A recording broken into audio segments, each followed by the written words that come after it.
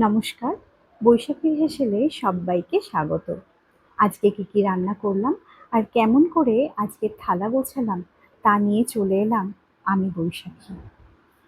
ভাতের থালায় ভাত বেড়ে নিলাম প্রথমে।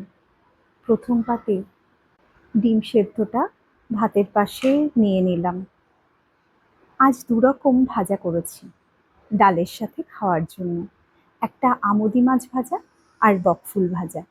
চালের গুঁড়ো আর বেসন দিয়ে মুচমুচে করে ভেজেছি। কাচকি মাছ দিয়ে কচুরলতি করেছি। আগের দিন কচুরলতি করেছিলাম, কিন্তু লতিটা ভাপিয়ে নিইনি।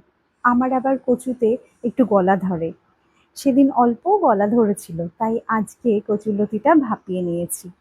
যা গরম পড়েছে, আমের টক ডালটাই বেস্ট।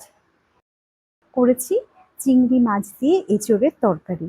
মাংসের মতো করে কষা কষা করেই রান্নাটা করেছি। আর শেষ পাতে আমের টক মিষ্টি জল।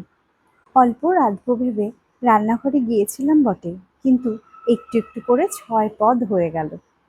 যাই হোক, এই ছিল আজকের আমার ৯৯তম সাবেকি বাঙালি আমিষ থালি। কেমন হয়েছে আজকে রান্নার কম্বিনেশন জানিও। কেমন? আজ তবে আসি, কাল আবার দেখা হচ্ছে। সবাই সবার পরিবারকে নিয়ে সুস্থ থেকো, ভালো থেকো।